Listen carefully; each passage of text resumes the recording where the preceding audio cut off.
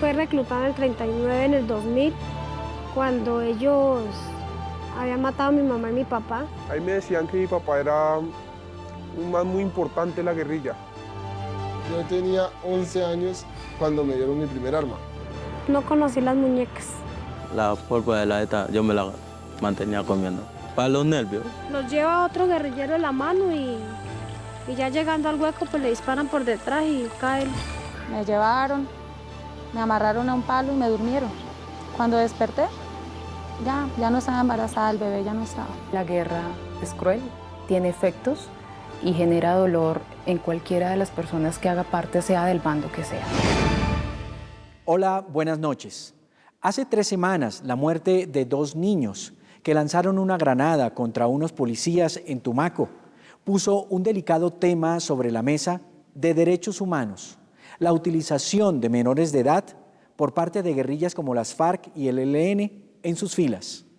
A raíz de importantes golpes del ejército contra comandantes guerrilleros tales como alias Raúl Reyes, el Mono Jojoy y Alfonso Cano, estos subversivos se han visto en la obligación de reclutar niños para reforzar sus guerrillas.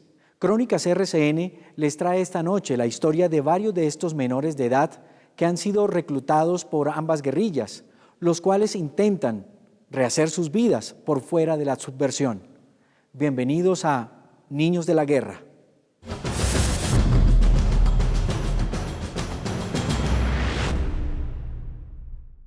Yo le dije, allá eso comer, y dijo, eso es bonito, chino, camine. Y yo le dije, listo, yo me voy. Y entonces le dije que no me iba, le dije que no, que para dejar a mi mamá sola, le dije, papá. Y dijo, no, se tienes que ir ya, y me llevaron. Iban por las casas y por ejemplo, si habían dos hombres en una casa, pues llevaban uno y dejaban otro. Y los padres tenían una reunión y nos reunieron a las 5 y dijeron que nos iban a echar. El lunes me arrestaron, un lunes.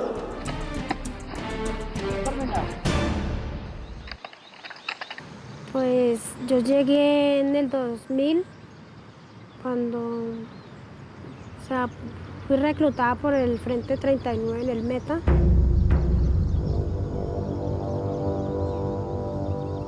La historia de Jennifer refleja el drama de cientos de niños campesinos en el país. Apenas llegué a la guerrilla, a los 10 años, 9 años.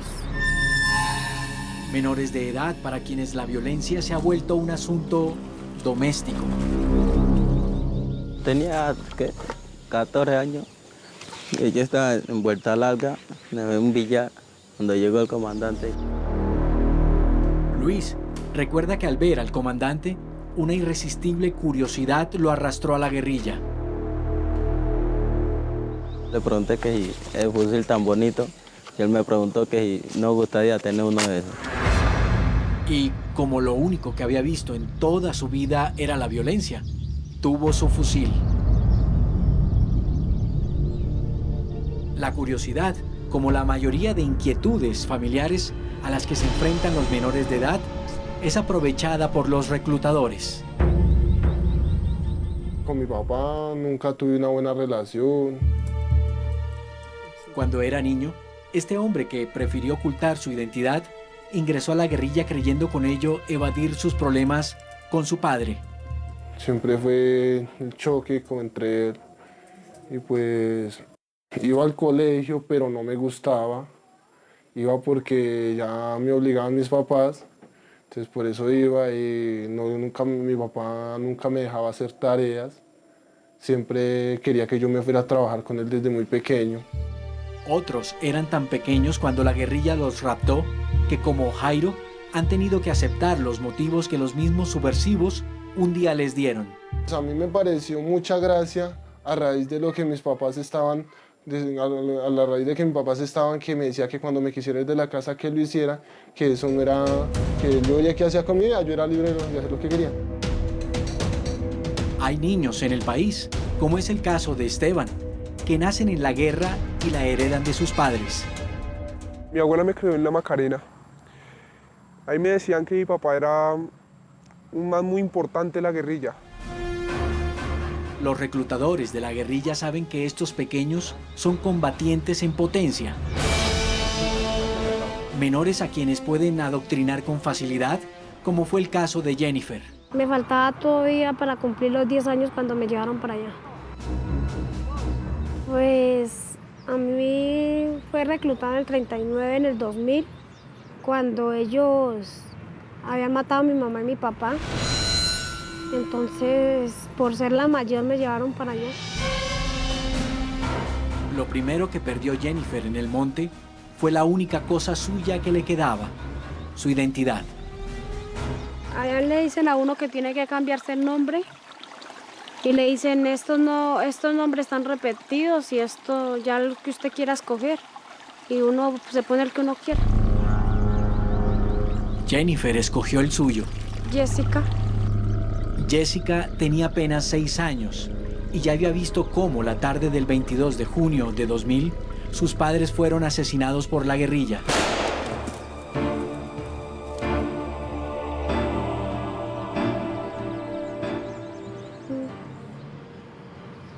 No sé por qué los mataría. No entendía las cosas porque estaba menor de edad.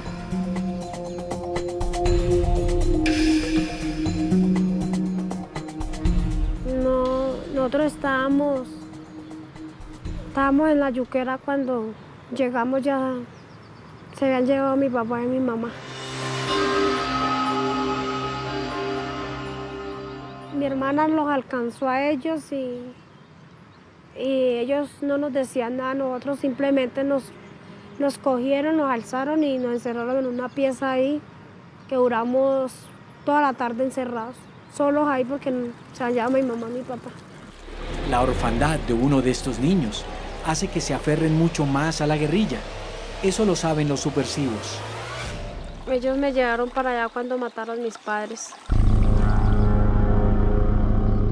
Nunca más volvió a ver a sus otros 3 hermanos, menores que ella. Una niña quedó 11 meses acá en Bogotá, la otra la repartieron, la señora la llevó por Puerto Toledo y el niño quedó ahí en la zona, en el área. Pero es la hora que no sé nada de ellos.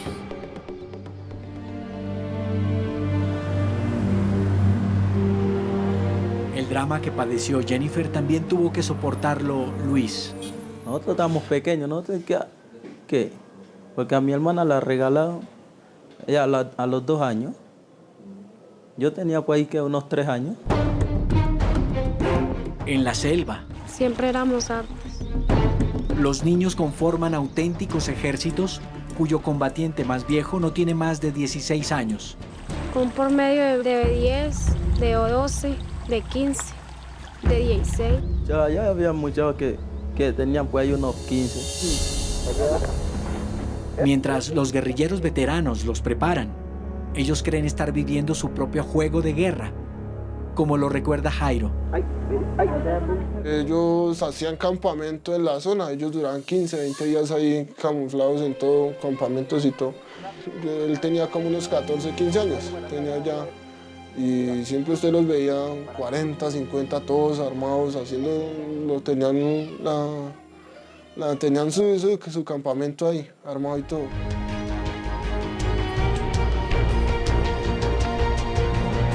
Eso sí es muy duro. Jennifer tuvo que crecer 3 años más antes de que, a los 9, pudiera vestir uniforme y cargar su fusil.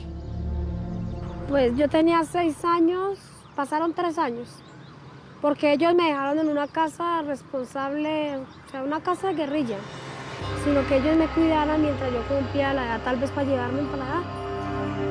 Y luego fue cuando vinieron por mí. Ahí ya me llevaron para la guerrilla, me dijeron que me tocaba irme con ellos y fue cuando llegué al campamento de ellos. Había llegado al que sería su nuevo hogar. Yo llegué en la noche y me llevaron para una caleta que le llaman allá, o sea, las camas donde uno duerme. Y me acosté a dormir y al otro día me dieron la ropa que me iban a dar y los útiles de hacer. El que más tenía como 13 años. Yo tenía 11 años. En las filas de la guerrilla, Jairo creyó encontrar la autonomía que nunca tuvo al lado de sus padres. Y él nos contaba de que él estaba allá y que la pasaba allá y que era relajado, que ganaba bueno.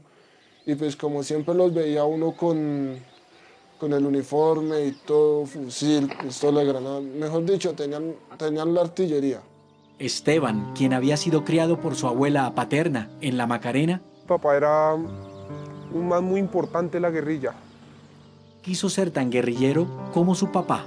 Un día me volé de mi abuelita a donde mi papá. Duré como 4 días caminando, yo solo, hasta que encontré el campamento. Y después llegué allá, mi papá me dijo que no, que me devolviera para donde mi abuelita. Pero se quedó en las filas y como los demás, ya con uniforme y armas, bajo adoctrinamiento y entrenamiento, el único rasgo del niño que había sido desapareció. Que uno ya con un alma ya no es el mismo. No, ya no siente este.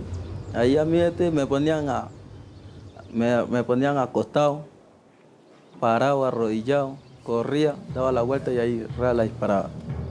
Cogiendo puntería así. Sabía qué tanta puntería tenía.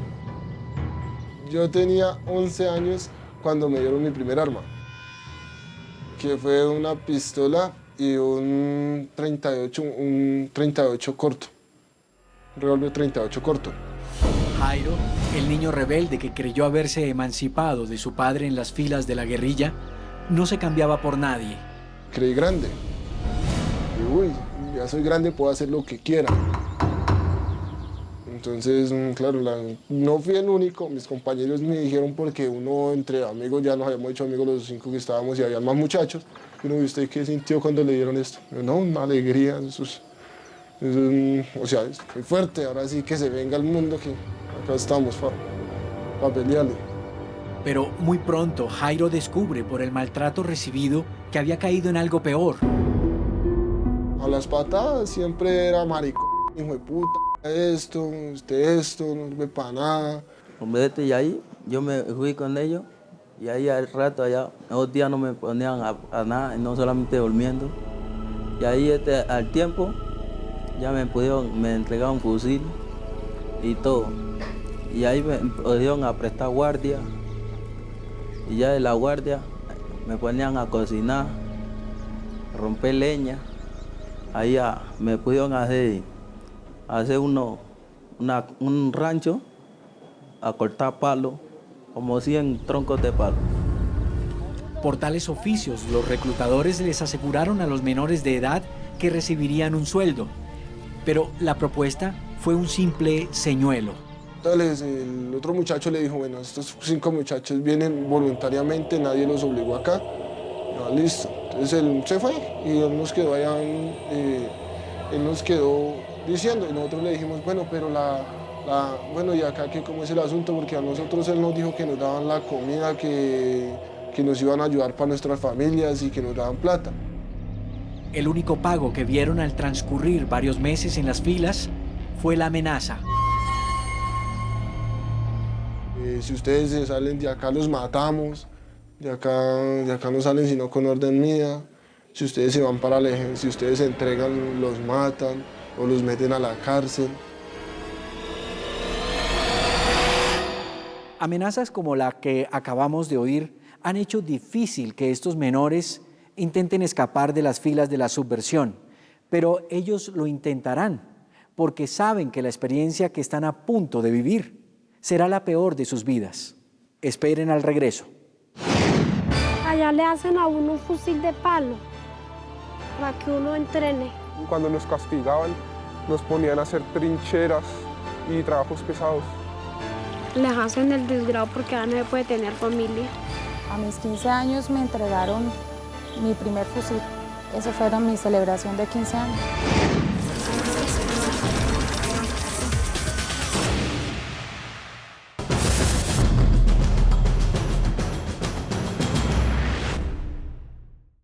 Según la Procuraduría General de la Nación y el Instituto Colombiano de Bienestar Familiar, en los últimos 10 años, las guerrillas han reclutado 15.000 niños de 9 años y 5.000 mayores de 11 años.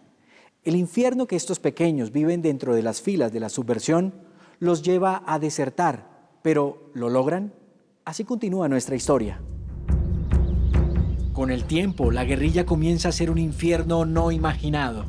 No poder salir de allá, era estar, mi familia me extrañarán, les haré falta, no me querrán, me darán por muerto, no sé cómo estarán ellos. Más que todo me ponía a llorar por ellos porque yo qué hago si no me podía comunicar con ellos. Me daba mucha tristeza de no saber cómo estaban ellos. El único entretenimiento que tienen es el uso de las armas. Allá le hacen a uno un fusil de palo para que uno entrene. Un entrenamiento todo ahí con unos palos, de palo. Pues ya después, como pasaron como unos 15 días así, ya nos montaron equipo y era con el mismo equipo hacer lo mismo. Y como pasó el tiempo, a los 3 meses nos entregaron armamento. Los menores se convirtieron en guerreros. Sí, claro, el entrenamiento normal en el curso básico. En una guerra de verdad, en la que podrían morir en plena niñez. Le enseñan a uno a armar, a desarmar armas, a apuntar, a las emboscadas, cómo salvarse de una emboscada, de un asalto. Le enseñan a uno eso. Los comandantes guerrilleros no ven en ellos a unos niños. Bien, con la puntería uno agachado, acostado, parado, y corría y daba la vuelta y disparaba. Sino a asesinos en potencia que deben ser entrenados para matar o morir. A mí lo que me enseñaban era a desarmarlo. Ahí me pandaban con un trapo y me pusieron de acá, de galí y de acá, para ver si yo podía armarlo así. Y me ponían a hacer todo.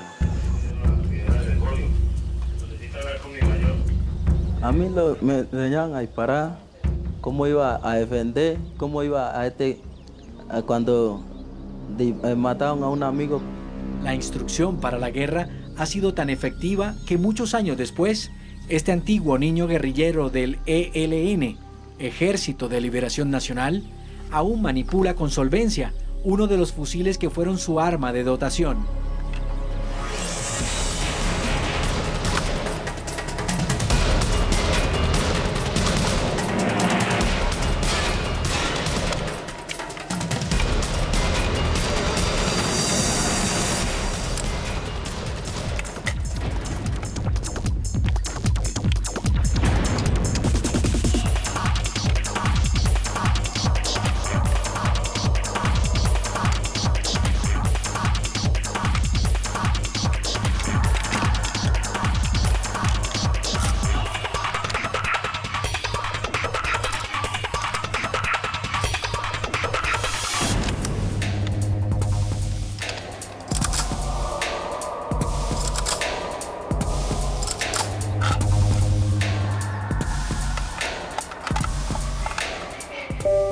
Recuerdan, como Jennifer, cada pieza por una razón.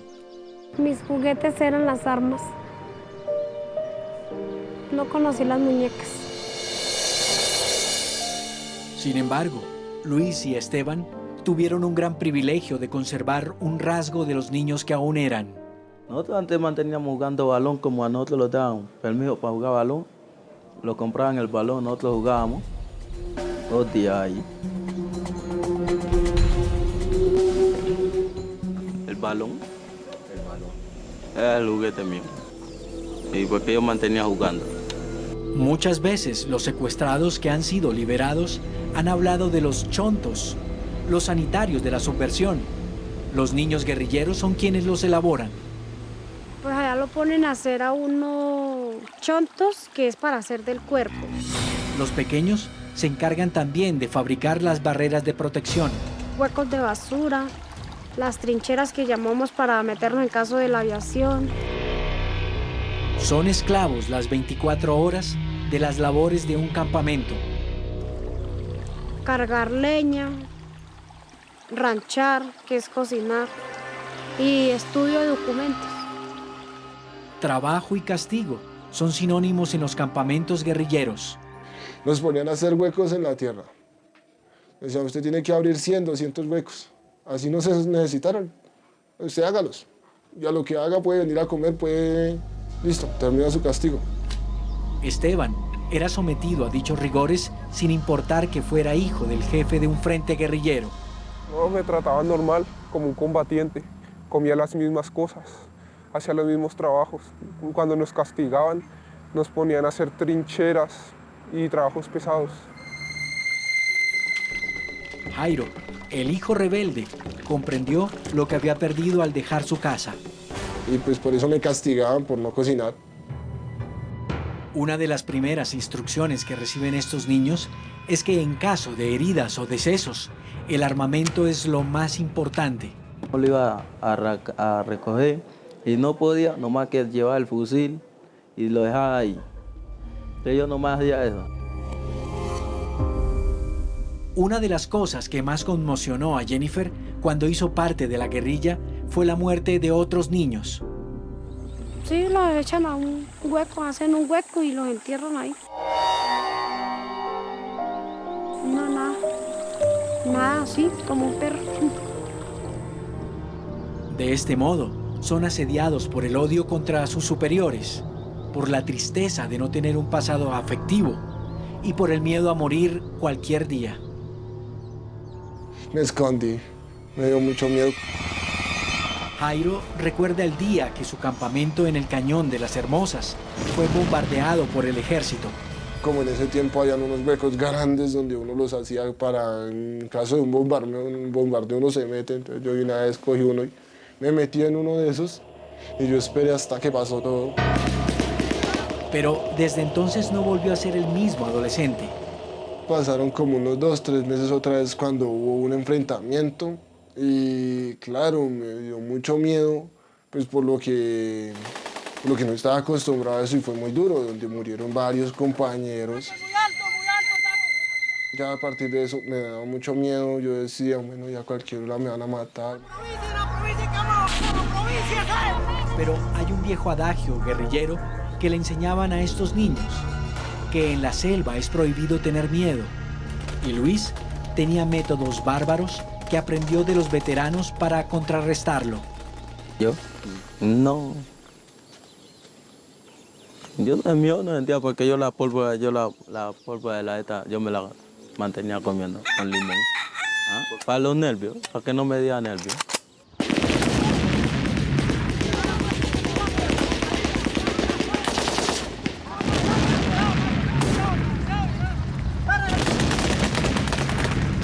El único día que yo sentí miedo, yo no, ni pensaba cuando el ejército enfrentó con la FARC.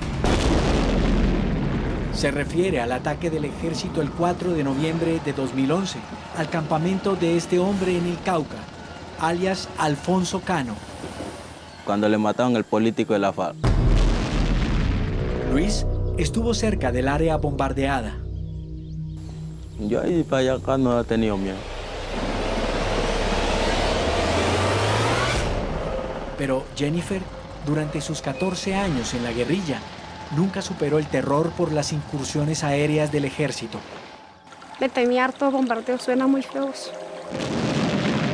Sobre todo a 2 bombardeos recientes. El 2, a fin del año pasado.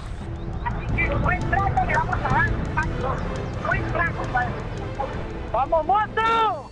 Ahí en el Guayabero, por los lados de las Bocas del Dudo.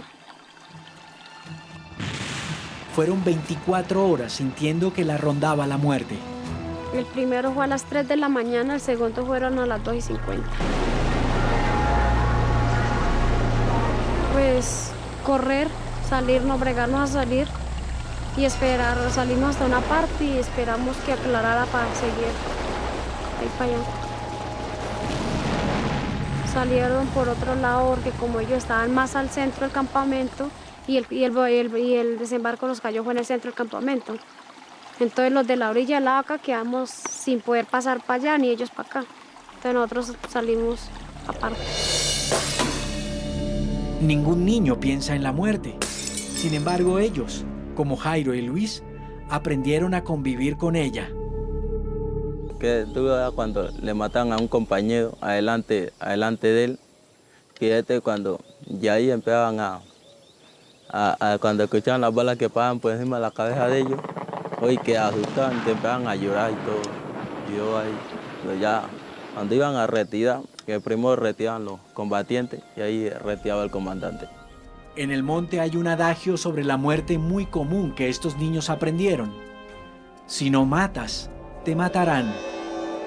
Muchos niños no solo cayeron en combates, sino también en juicios sumarios. Jennifer vio el fusilamiento de un amigo de armas. Sí, de un muchacho que tenía como 13, 14 años, algo así. Se reúne la compañía, o sea, la asamblea, que es una compañía, y todo el mundo aprueba sobre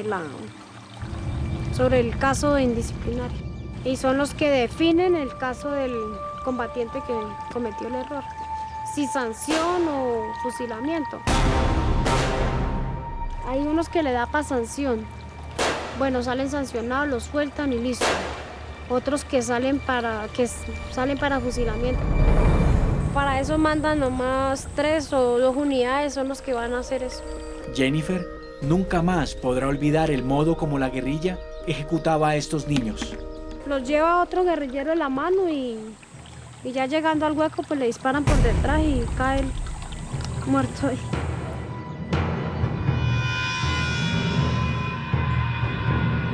La persona, o sea, como uno les dice para dónde van, ellos saben que les dio por fusilamiento, pero por lo menos cuando lo sacan del campamento le dicen, vamos por allí que tocó trasladarnos y ya. Y de pronto él reacciona al mirar el hueco o a mirar la pistola ahí frente, entonces una reacción a correr o algo, entonces mejor por detrás, sin que él se dé cuenta. La acusación de un comandante es una sentencia de muerte. Porque él era infiltrado, o sea, él hacía parte del ejército, entonces, pues eso nos decían allá, no sabemos si es verdad o no es verdad, pero lo fusilaron por eso. Era tan solo un niño que pensaba como tal. Quizás estaba jugando a ser un agente secreto, un héroe de película con el peor de los finales. Porque él mismo me puso a decir, o sea, él le hacía daño, botaba las armas, cosas de las armas, ropa, gente, o sea, cosas de los guerrilleros. Y él, al último dijo que sí, que él lo habían entrenado en el batallón de Granada, 21 Vargas. Y que él se moría si le tocaba morirse, que ellos estaban entrenados ahora para morir. Pese al drama que debía padecer todos los días, Jennifer nunca pudo olvidar en las filas de la guerrilla el más hondo de sus duelos, el asesinato de sus padres, el día que fue reclutada por los subversivos. Ay, eso ha sido muy duro.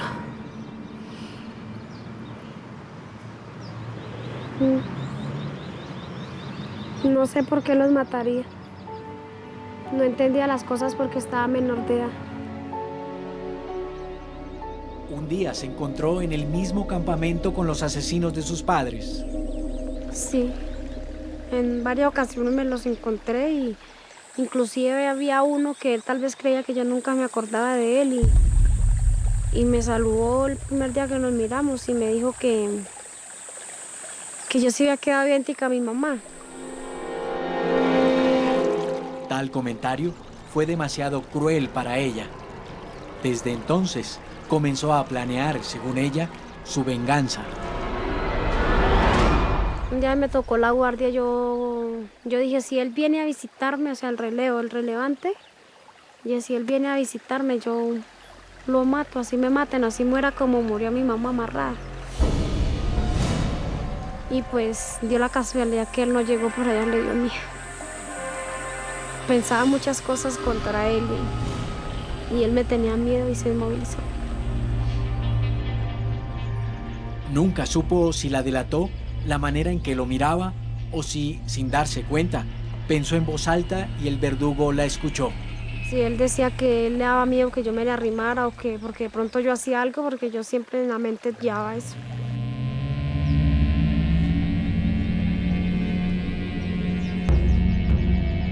Otros menores de edad, como lo recuerda Luis, logran ganarse la confianza de jefes de cuadrilla.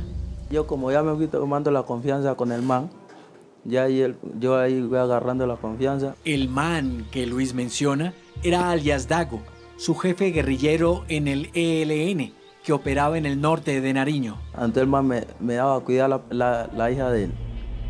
Yo la cuidaba y todo. Todo un privilegio en la guerrilla para un jefe guerrillero que tuvo al pequeño Luis de escolta de su compañera sentimental y de su hija. Y ya mantenía ahí. Y ahí al tiempo, cuando mandaron a la mujer, la comandancia mandó a la mujer a la casa.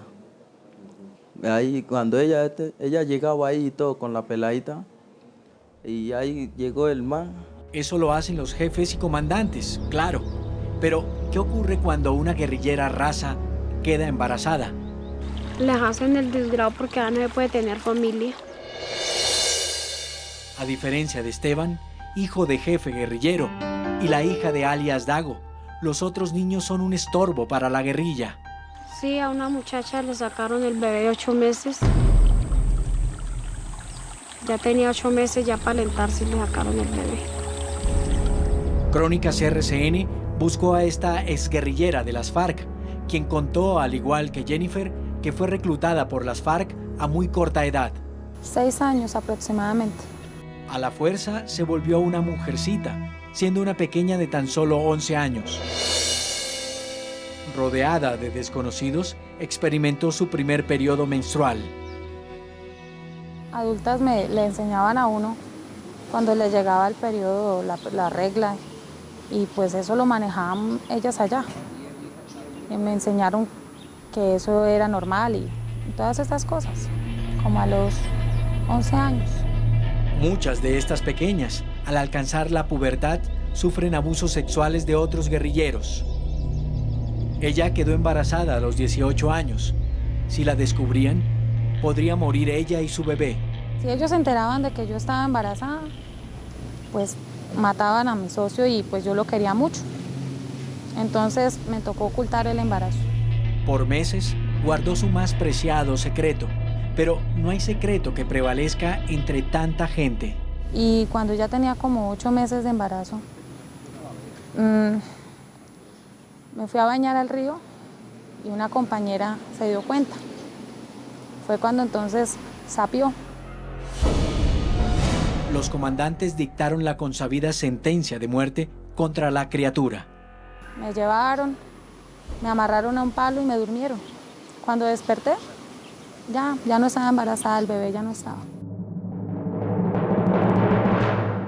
Lo mataron. Lo mataron.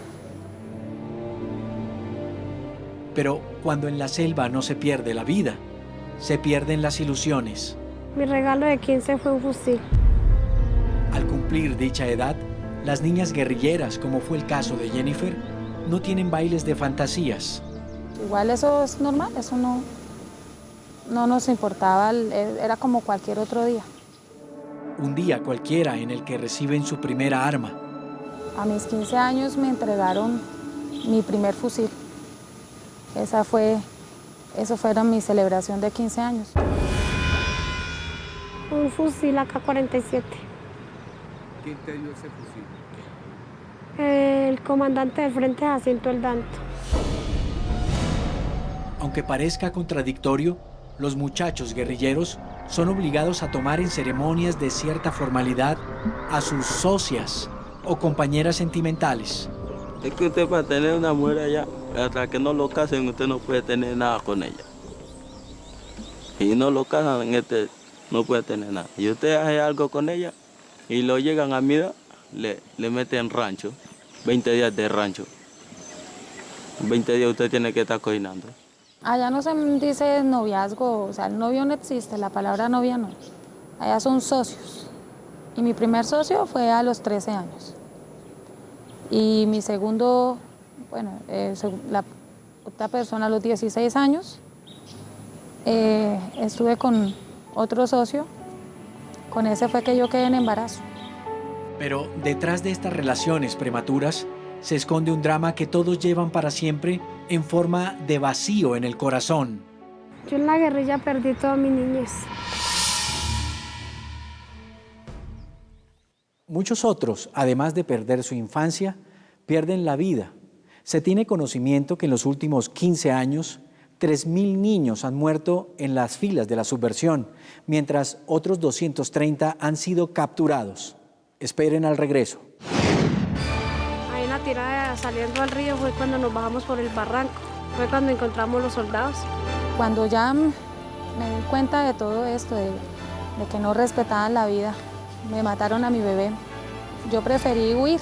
Sobre todo en las mujeres que han tenido que abortar o que les han matado incluso a su familia y después las vinculan a la organización. Tenemos en Colombia más de 6 millones de víctimas, de los cuales menores de 26 años son el 50%, es decir, 3 millones de niños víctimas.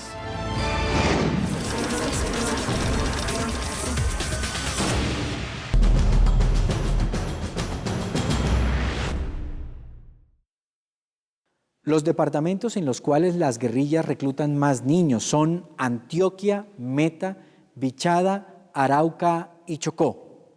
La dramática historia de cómo Jennifer, una de estas niñas reclutadas por la subversión, escapa de las filas, es el colofón de la historia de esta noche. Niños de la guerra. Más Lima, Roma. Cansada de 14 años en las filas de la guerrilla, Jennifer toma una delicada decisión a principio de este año. Fue el 3 de febrero de este año a las 4 de la tarde. No olvidará ese día, porque fue el que escogió para escapar de la guerrilla. Pues ese día llevábamos ya 8 días andando sobre la mata por la pura maraña y la misión de nosotros era buscar, mirar que el área estuviera limpia. Su misión guerrillera era encontrar el rastro del ejército para poner en alerta a sus superiores.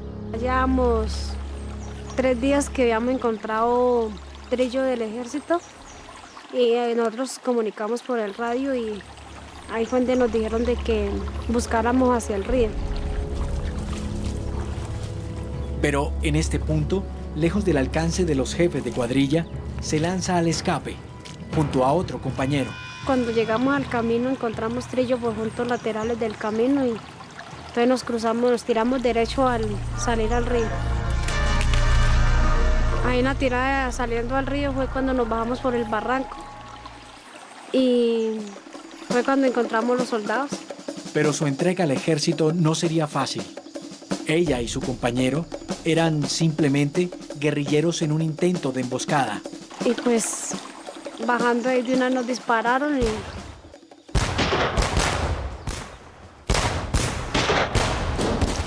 cayó el compañero que iba adelante, el comandante cayó herido y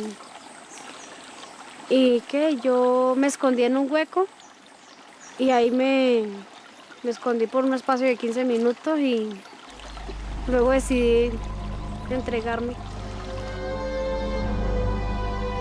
Luego de 14 años en la guerrilla, nunca se había sentido viva como en aquel momento.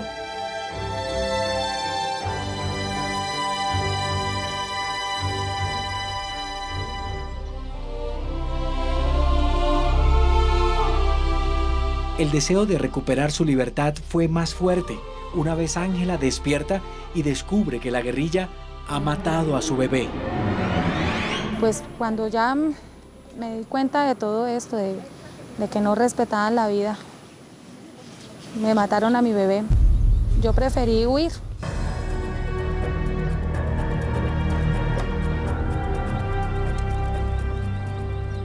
Yo aproveché que ellos me mandaron a hacer las compras, comprar víveres. Entonces tomé lo que tenía y fui y lo primero que hice fue correr. Conocía bien el camino de salida y caminó durante toda la noche. Habían unos contraguerrilleros, unos policías. Y fui, me les entregué y les comenté, les dije toda la situación. El día que Luis siente el deseo irresistible de huir del encierro, de maltrato y muerte que padece en la guerrilla, comienza a anunciarlo entre sus compañeros. Cuando me hacían dar rabia, yo les decía a ellos que me iba a desertar, que me iba a irme para mi pueblo, allá a relajarme allá. Y alguna cosa, yo nomás me llevaba mi pistola y alguna cosa ya veamos cómo los damos. Contrario a una delación de parte de sus superiores, recibe respuestas inquietantes. Cuando me empezaban a hacer rabia, yo me decía que, y es que ahí, compa, vaya, después que no se lleve el armamento, a nadie obligan. Ellos me decían así. Pero Luis huyó con el armamento. Paga, me da rabia, ya que esto aquí lo prendo. Como yo mantenía nomás una granada, yo acá no lo mantenía porque algún resbalo, me resbala, uno ahí después salía la pinza. Crónicas RCN tuvo acceso a este video de inteligencia del ejército en el que 25 niños fueron rescatados en 2003 de las filas de las FARC en las montañas del Catatumbo, Suratá y el municipio Berlín en los Santanderes, dentro de la Operación Berlín.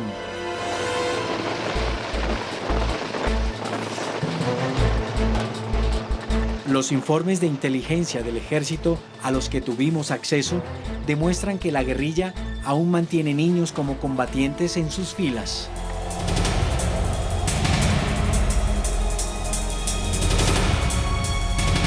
Es muy poco con lo que estos niños pueden volver a retomar sus vidas donde las dejaron, una vez recuperan su libertad. Recuperar mi juventud que perdí. La pregunta es ¿cómo lo pueden lograr si lo único que han aprendido es a odiar, a desconfiar y a matar? Sencillamente son seres humanos, con experiencias, con dolores. La guerra es cruel, tiene efectos y genera dolor en cualquiera de las personas que haga parte, sea del bando que sea. Y estos efectos son aún más duros en aquellos niños que apretaron el gatillo.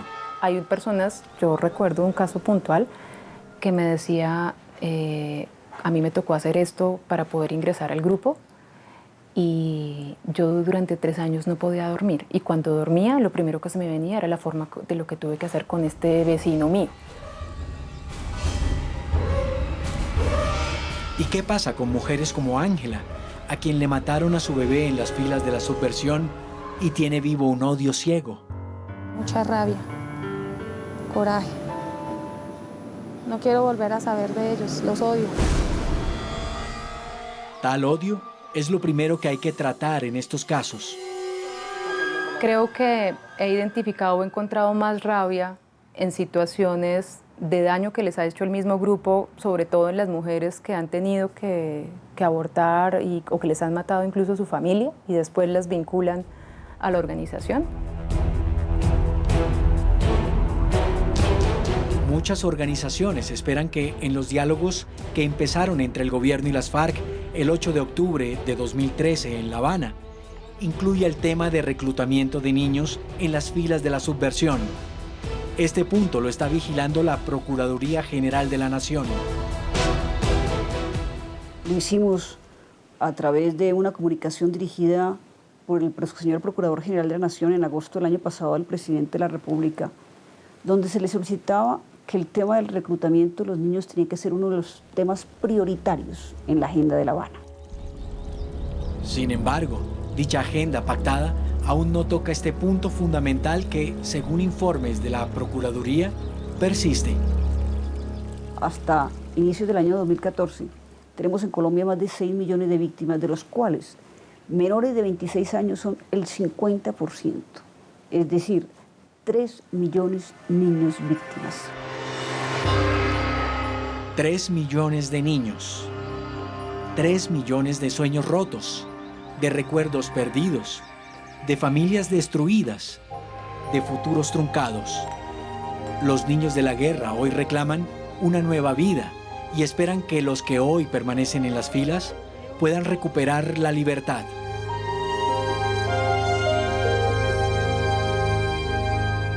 El proceso de resocialización que deben afrontar estos jóvenes no es nada fácil. No tienen familia, no han creado arraigo, no se han formado en valores y tampoco han recibido justicia.